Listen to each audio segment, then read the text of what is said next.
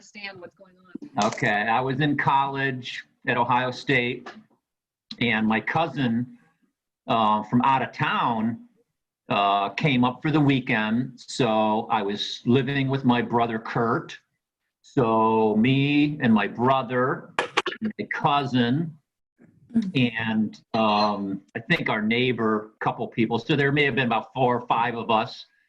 Went down to the main road by campus, which had all kinds of dance clubs and restaurants.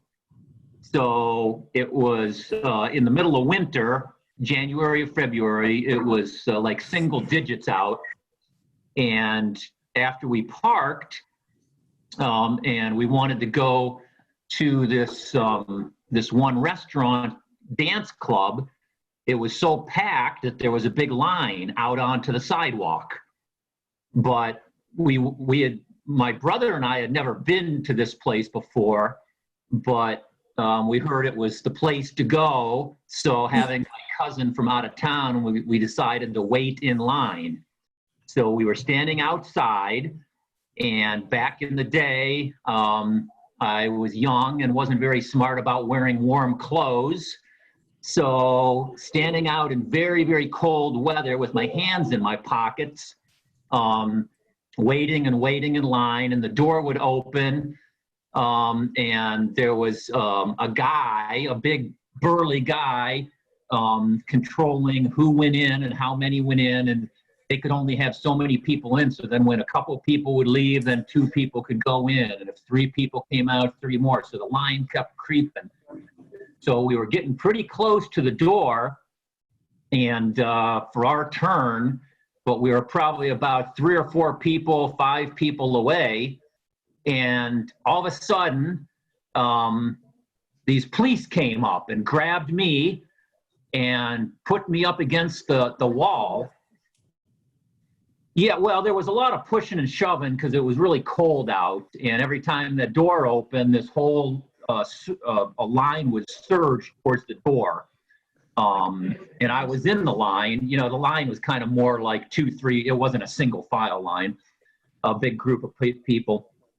So all of a sudden, you know, they're grabbing me and pushing me up and said that I was disorderly and pushing everybody.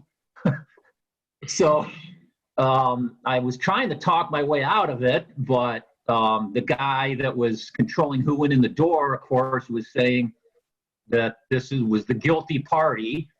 And my brother came over to try to speak up for me and say, hey, what's going on? And they said, hey, just stay out of it or we're going to arrest you too. So they grabbed me and pulled me around the side of the building and threw me into a police car and took me downtown and booked me and threw me in jail.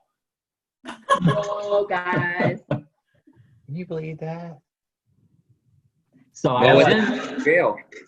Well, I was in jail for, I don't know, maybe a couple hours, scared to death, with a couple other people in this big holding tank cell thing. And eventually they came and said, all right, you can go. Gave me all of my keys and, you know, they had me empty my pockets, take my shoes off and everything, my coat. So they gave it all back and said, okay, you can go. And they opened this, let me out of the cell down this hallway and just dumped me out into this alley. Heck, they didn't take you home. Downtown Columbus. Let you call for a ride. Well, luckily, my brother and cousin had found out where I was at, and I walked down the alley, and there they were looking for me or kind of waiting for me. I don't know. They probably had gone in and asked about me or something. So that's my big story. Did you sing any songs while you were doing Hard Time? Yeah, I thought you were singing in there or something. Well, while I was in the That's cell, why they kicked you out, probably. scared to death, I was singing praise songs.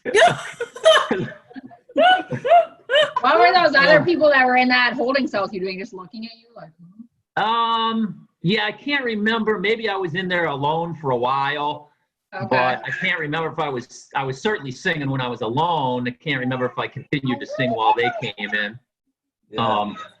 So I still had the arrest warrant and whatnot, so I had to go to court. So about a month later, whatever, had to go downtown to go to court. And I had to subpoena witnesses. So I didn't subpoena my cousin because she was from out of town, but my brother and my neighbor. So I had to go in there again, scared to death. And when I went into court, this officer came up to me immediately. And he said, hey, come over here. I need to talk to you. So I was like, okay. And he said, hey, you're wasting the court's time here with this case. So if you pay this $150 now, you can be done and we'll just let you off. And I said, well, I'm not guilty. I didn't do anything. Well, you're just wasting the court's time. We shouldn't have to deal with this in the court. Yeah, let's put it away. So I said, well, let me talk to my brother. So I went over and he said, no, we came all the way down here. We're going with this thing. Going with it. Yeah. Because they obviously were doing this kind of stuff to get money out of young kids. Yeah. So Yeah. we sat back down. Next thing you know, the bailiff comes over and talks to me. No, he tries. He says, you know what, you're just wasting the time on this. You really need to just sign off on this, say you're guilty, and pay the fine and be done. And I said, nah, at this point, we're sticking through it. So went up onto the stand and called my first witness. And I thought I'd start with the weakest, my neighbor, just because I thought my brother would be the most solid. So I called the neighbor first. He testified, and the judge said, you know what, I don't need to hear anymore. I've been on High Street before at night, pushing and shoving. He said, case dismissed. Oh, So it was all over. I was a free man. Nice. No record. and you didn't have to pay the $150. Well, I guess I don't know. I suppose I still have a record in Columbus. But I guess if you're innocent, you don't have a record? No, you don't. Okay, sounds well, no record then. Yeah. And the punchline to the whole story was the judge, Woody Hayes' son, Oh, what? Stephen B. Hayes. Nice.